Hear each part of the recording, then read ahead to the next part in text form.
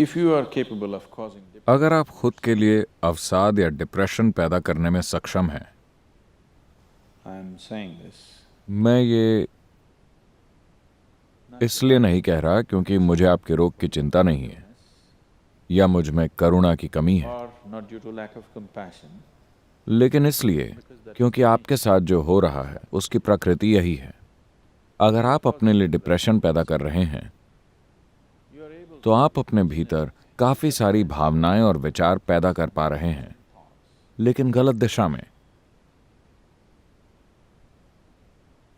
अगर आपके पास किसी चीज के लिए बहुत गहरी भावनाएं और तीव्र विचार न हो तो आप डिप्रेस नहीं हो सकते।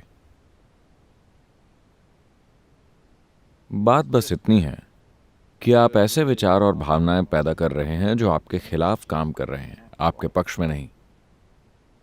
तो आपके पास खुद के लिए डिप्रेशन पैदा करने के लिए जरूरी शक्ति है। because क्योंकि आपको खुद के लिए मानसिक रोग बनाने के लिए, अगर आप शारीरिक तौर पर बीमार नहीं हैं, जो बहुत ही कम लोग हैं, बाकी बीमारियां खुद की बनाई हुई हैं। अधिकतर रोग खुद ही बनाए गए हैं।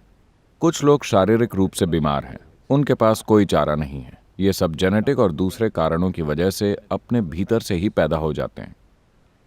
almost everybody here, यहां मौजूद लगभग सभी लोगों को अगर हम train them एक खास तरह की विचार प्रक्रिया और भावना के साथ प्रशिक्षित करें और उन पर बाहरी हालातों से भी थोड़ा दबाव डालें, तो लगभग हर कोई अपना मानसिक संतुलन खो देगा। balance. They will become वो क्लिनिकल तौर पर बीमार हो जाएंगे। उन्हें पागलपन तक ले जाया जा सकता है, because क्योंकि विवेक और पागलपन के बीच की सीमा रेखा बहुत बारीक होती है। लोग अक्सर इसे ढकेलते रहते हैं। आप गुस्सा हो जाते हैं, आप इस रेखा को ढकेल रहे हैं। you're pushing the line. ये रेखा बहुत ही बारीक है। वास्तव में जब आप गुस्सा होते हैं, आपको पता होता है कि आप इस रेखा को ढकेल रहे हैं, इसलिए आप कहते हैं, मैं किसी के ऊपर गुस्से से पागल हो रहा था। आप किसी और के ऊपर गुस्से से पागल नहीं हैं, आप बस पागल हो रहे हैं। आप किसी और पर गुस्से से पागल नहीं हो सकते। You're just pushing आप बस अपने विवेक की सीमाओं को लांघ रहे हैं और पागलपन की ओर बढ़ रहे हैं।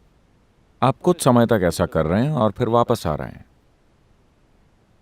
एक काम कीजिए, हर दिन ये करके देखिए, 10 मिनट के लिए किसी के ऊपर बुरी कदर गुस्सा करें।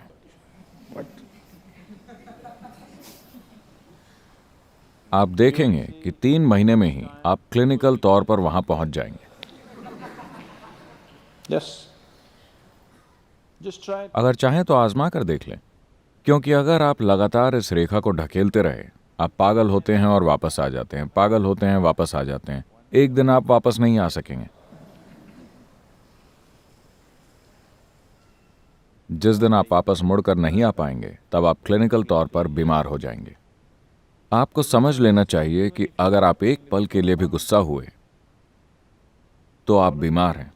हो सकता है कि आपको डॉक्टर से इस रोग का सर्टिफिकेट न मिला हो, उन्होंने आपके ऊपर पागलपन का सर्टिफिकेट नहीं लगाया, लेकिन आप उस दिशा में बढ़ रहे हैं, है ना? Isn't it?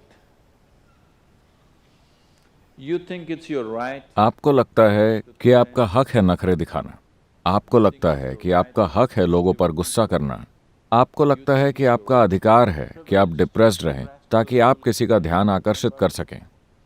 आप ये खेल खेलते रहिए। एक दिन आएगा जब आप वापस नहीं आ पाएंगे। आप रोज इस सीमा को लांघते रहते हैं। एक दिन आप देखेंगे कि आप उसे वापस लांघ नहीं सकते। उस दिन आपको डॉक्टर की जरूरत पड़ेगी। till then, तब तक हर किसी को आपसे राहत चाहिए होती थी, पर जिस दिन आप वापस नहीं आ सकेंगे, उन्हें राहत मिल जाएगी, क्योंकि अब वो आपको पकड़कर डॉक्टर के हवाले कर सकते हैं। वरना आप हर दिन में कई बार अस्थायी तौर पर पागल होते रहते हैं। वो आपको पागल खाने भी नहीं भेज सकते, उन्हें आपको सहन करना पड़ता है, आपके परिवार वालों, दोस्तों और आपके आसपास के लोगों को। कम से कम अगर आप सच में क्लिनिकल तौर पर रोगी घोषित हो जाएं, तो हम आपको वहां जाकर सौंप सकते हैं। तमिलनाडु में एक मंदिर है, आपको पता है? जहां ऐसे लोगों को जंजीरों से बांध कर रखते हैं। वहां कोई अस्पताल नहीं है, मानसिक रोगों के लिए कोई अस्पताल नहीं है। There is a temple. वहां एक ऐसा मंदिर है जिसे किसी ने मानसिक रोगियों को स्वास्थ्य की ओर वापस लाने के लिए बनाया था।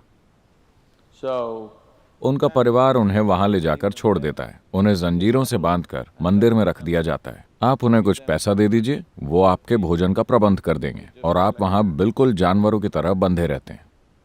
मेरे ख्याल से अगर अस्पताल भी ऐसे ही चलाई जाएं, तो कई लोग पागल ही नहीं होंगे, वो अपना संतुलन बनाए रखेंगे। अभी तो सब कुछ बड़ा डीलक्स है। अगर आप अस्पताल को बहुत आरामदायक बना दें तो ये बीमार पड़ने का फायदा बन जाएगा। और आपके जीवन में बीमार पड़ने के बहुत से फायदे हैं। बचपन से ही आपको सबसे अधिक ध्यान तभी मिला जब आप बीमार पड़े। जब आप खुश थे तो वो आपके ऊपर चिल्लाते थे। जब आप खुशी में चीखते चिल्लाते थे तो वो बड़े लोग वापस आप पर चिल्लाते थे। फिर then boo boo boo boo boo boo boo boo. When you are a child, बचपन में बीमार पड़ना अच्छा होता था, क्योंकि आपको अपने माता पिता और अपने आसपास के लोगों का पूरा ध्यान मिलता था और आपको उस दिन स्कूल भी नहीं जाना पड़ता था। तो आपने शारीरिक तौर पर बीमार पड़ने की कला सीख ली। लेकिन जब आपकी शादी हो जाती है तो आप मानसिक तौर पर बीमार पड़ने की कला सीख लेते हैं,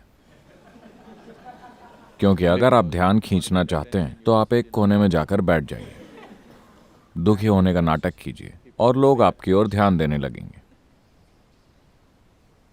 so you आप ये खेल खेलते रहते हैं। एक दिन आप सीमा रेखा वापस नहीं लांघ पाते। उस दिन आप क्लिनिकली तौर पर बीमार हो जाते हैं। unfortunately, अफसोस की बात है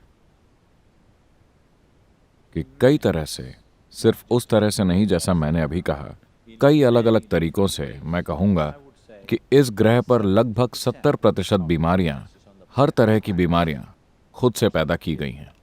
अगर आपको कोई इन्फेक्शन भी हो जाए, अगर आपको अपने शरीर और मन को एक खास तरीके से रखना आता है, तो आप पर वो वायरस या बैक्टीरिया उस तरह अपना असर नहीं दिखाएगा जैसा वो किसी और के शरीर पर दिखाता है। अगर आप स्वयं को इस तरह से तैयार कर लें कि भले ही कुछ भी हो जाए, वैसे भी मुझे जाकर ये और ये और ये काम तो करना ही है, उसमें मैं रुकावट नहीं डाल सकता। the last 29 years, पिछले 29 सालों के दौरान मैंने एक भी कार्यक्रम इसलिए रद्द नहीं किया है क्योंकि मुझे बुखार है, मुझे जुकाम है, मुझे ये है, मुझे वो है। इससे कोई फर्क नहीं पड़ता कि क्या हो रहा है। आपको जो करना है वो तो आपको हर हाल में करना ही है। आप उससे मुंह नहीं मोड़ सकते, या तो अपने खुद के समर्पण के कारण या अपने बॉस के कारण। किसी भी कारण से अगर ऐसा होता है तो आप देखेंगे कि आप अक्सर बीमार बिल्कुल भी नहीं पड़ेंगे, क्योंकि अगर आपको बुखार है फिर भी आपको जाना ही होगा। गर्मी के मौसम में भी आप जाते ही हैं ना? नहीं, बहुत से लोग नहीं जाते। अगर बाहर जरा सी गर्मी हो तो वो काम पर नहीं जाते, थोड़ी सी सर्दी ज्यादा हो तो वो काम पर नहीं जाते, जरा सी बारिश आते ही वो काम पर नहीं जाते, हल्की सी बर्फबारी हो जाती है और वो काम पर नहीं जाते। ये सब तो मौसम है।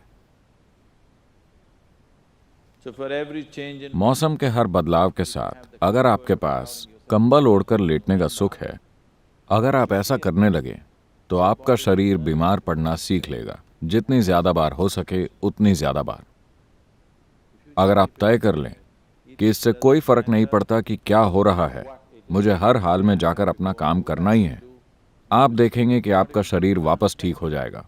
जितनी जल्दी हो सके उतनी जल्दी, भले ही उसे सबसे बुरा इन्फेक्शन हुआ हो। तो आपको बस सेहत के लिए जरूरी परिस्थितियों को स्थापित करना है, सेहत के लिए जरूरी प्रेरणाओं और फायदों को स्थापित करना है, अपने लिए भी और अगर आपके बच्चे हैं तो उनके लिए भी। बीमार पड़ने के लिए प्रेरणा मत दीजिए। अगर आपका बच्चा बीमार है तो उसे दूर से देखें, उसे कभी बाहों में न भरें। उसे पता चल जाएगा कि ये उसके जीवन का सबसे बुरा समय है और उसे ये भी पता चल जाएगा कि उसे जल्दी ठीक होना है, और उस पर सबसे ज्यादा ध्यान दें जब वो खुश हो। आप देखेंगे कि वो अपने भीतर से स्वाभाविक तौर पर सीखेगा। उसके शरीर की केमिस्ट्री ये सीख जाएगी कि खुश रहने में फायदा है, बीमार रहने में कोई फायदा नहीं है। अगर आप ये बात समझा सकें अपने ही शरीर को, अपने शरीर के रसायनों को, और अपने आसपास के हर व्यक्ति को, तो आप देखेंगे कि लोग उतनी जल्दी बीमार नहीं पड़ेंगे जितनी जल्दी अभी पड़ते हैं। तो अपने लिए ये तय कर लें, आप पाएंगे कि आप सेहतमंद रहने लगे हैं। अगर आप अपने दिमाग को इस तरफ मोड़ सकते हैं तो आप उसे इस तरफ भी मोड़ सकते हैं। नहीं, मैं ऐसा इसलिए हूं क्योंकि जब मैं 7 साल का था मेरे पिता ने मेरे साथ बुरा बर्ताव किया था। अगर आपको ये सारी बकवास पता है तो आप अपने आप को बदल भी सकते हैं, है ना? It's time. समय आ गया है, आपको ये समझना ही होगा। मानसिक, शारीरिक, रासायनिक और ऊर्जा के आधार पर आपको ये साफ तौर पर समझना होगा कि आपको कोई फायदा नहीं होता बीमार, दुखी और मायूस होने से। इसका कोई फायदा नहीं होता। खुश और आनंदित रहने में ही फायदा है। अगर आप ये बात साफ कर दें भीतर के इन सभी लोगों को, तो वे सभी ठीक से बर्ताव करेंगे।